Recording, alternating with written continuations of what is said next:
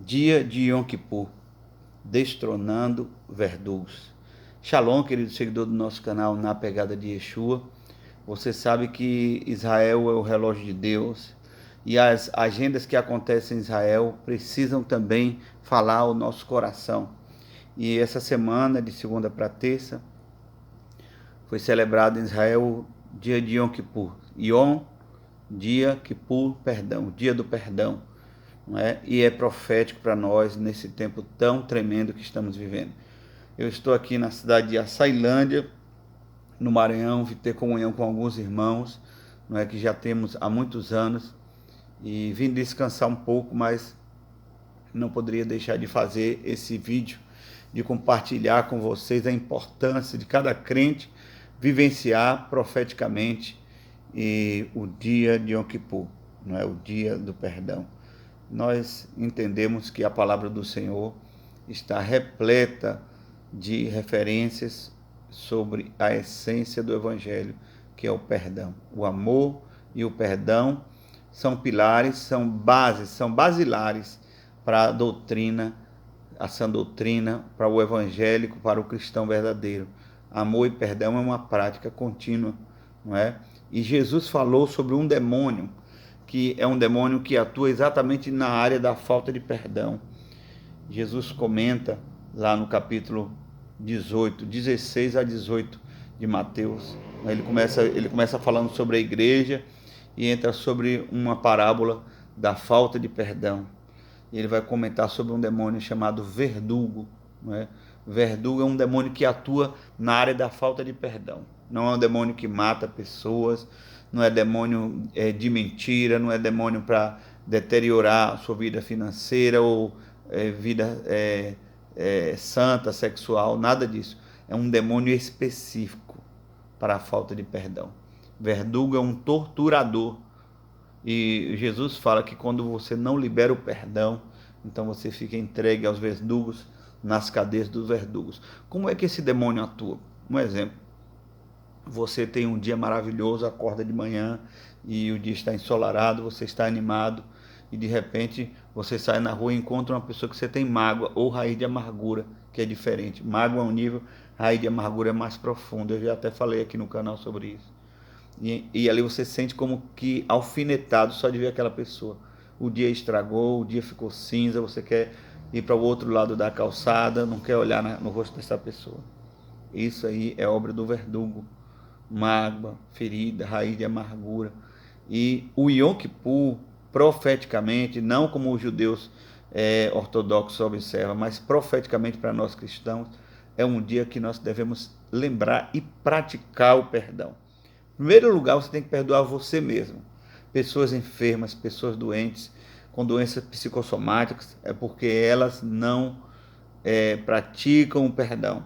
E elas têm doenças psicossomáticas, enfermidades na alma, não é? E porque exatamente gastrite nervosa, dores de cabeça, cefaleia, insônia, isso aí são doenças que são peculiares a pessoas que têm feridas na alma, né, e têm falta de perdão, né?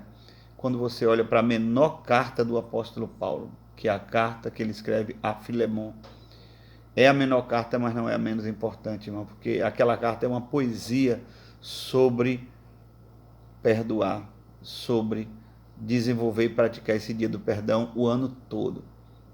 O apóstolo Paulo já está velho, ele disse que escreveu aquela carta de próprio punho, porque ele sente peso.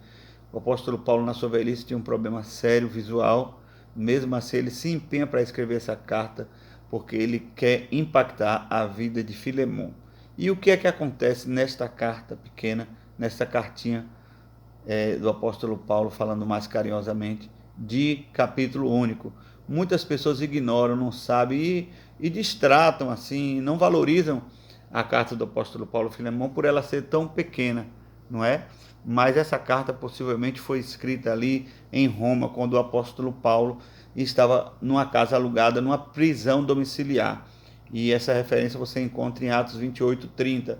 Por estar numa prisão domiciliar, ele poderia escrever essas cartas para várias igrejas e ter amigos ali que vinculavam veiculavam, entravam e saíam, tinham acesso a ele. Né? E ele cita até nessa carta que ele escreve a Filemão, as pessoas que estão com ele ali, Marcos, Aristarco e Timóteo. Então, como ele já está velho, ele estava assessorado por Lucas, o médico, como ele faz referência. E é tão tremendo, irmãos, nós temos tanto que aprender com a carta que o apóstolo Paulo escreve para Filemão. Porque o apóstolo Paulo, sabiamente, ali, ele vai usar o significado do nome dos protagonistas do episódio. O que é o contexto? Qual o contexto que o apóstolo Paulo escreve a carta a Filemão? Filemão, como era comum na época, era dono de escravos, negociava com escravos humanos, seres humanos. E um deles fugiu. Não só fugiu, mas roubou algo que era dele, roubou algum valor de Filemão e fugiu para Roma, porque Roma era uma cidade cosmopolita, muito movimentada, e indo para Roma era difícil encontrar um ladrão. E este ladrão, este fujão, este escravo que era de Filemão, chamava-se Onésimo. E Onésimo encontra com o apóstolo Paulo em Roma, que evangeliza ele, mesmo em cadeias. Onésimo se converte, aceita a Jesus e confessa tudo o que ele fez de mal para Filemão, por ter fugido, por ter roubado. E então agora o apóstolo Paulo vai escrever esta carta a Filemão, o ex-dono de Onésimo, pedindo que ele perdoasse Onésimo, porque Onésimo deveria voltar. E ele recebeu Onésimo não como um escravo nem como ladrão, mas como irmão, pedindo que Onésimo perdoasse a dívida, melhor, que Filemão perdoasse a dívida de Onésimo, e intercedendo ali por Onésimo, que agora era a nova criatura. Que interessante, é uma carta que você vai às lágrimas. Agora o apóstolo Paulo vai usar uma estratégia, pegar o significado do nome Filemão e o significado do nome Onésimo, para começar a costurar, não é? Esta reconciliação maravilhosa. Como é que o apóstolo Paulo faz? Ele é conhecedor do significado do nome Filemão. Filemão significa aquele que tem amor, não é? Ou aprazível, não é? Você já ouviu falar de filé mignon? A palavra filé vem de filéu, não é? Aprazível. Filé mignon é aprazível do ponto de vista de saboroso, não é? Mas a essência da palavra filéu Filemão, é aquele que tem amor. É tanto que existem 3 tipos de amor comentado da palavra: o amor filéu, o amor de pai para filho; o amor eros, de homem para mulher; e o amor ágape, o amor para com Deus, de Deus para com o homem para com Deus. Então, o amor filéu vem daí dessa palavra que origina Filemão. E o apóstolo Paulo começa escrevendo aquela carta dizendo: olha, é notório, é conhecido o teu amor, e eu estou saudando a igreja que está na tua casa. Existia uma casa, uma igreja na casa de Filemão, portanto Filemão não podia guardar mágoa de ninguém, que ele era um líder. Ele e Áfia, a irmã Áfia, que possivelmente era a esposa de Filemão.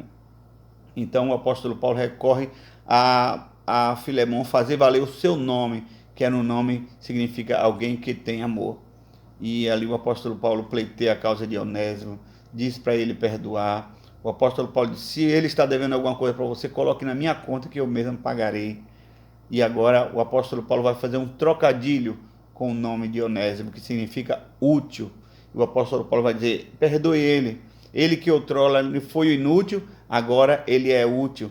Ou seja, agora ele está fazendo valer o seu nome de Onésimo. Onésimo significa útil, benefício, não é? Então é um nome sugestivo, e Deus usou pelo seu espírito o apóstolo Paulo para fazer esse trocadilho com o nome de Filemão e com o nome de Onésimo, né? Essa lição é uma lição tremenda para nós, irmãos, porque nós devemos fazer o nome que carregamos de cristão. Se você é um cristão, viva Yom Kippur, pratique o perdão, perdoe a você, perdoe os demais e peça perdão também a quem você ofendeu. Então, dessa maneira que você deve vivenciar cada dia os seus valores como cristão e fazer valer o nome de Jesus na sua vida. Não existe um testemunho mais forte do que esse, que você perdoar e liberar perdão, perdoar e ser perdoado. Você vai ficar mais parecido com Cristo e vai fazer valer o nome cristão. Shalom.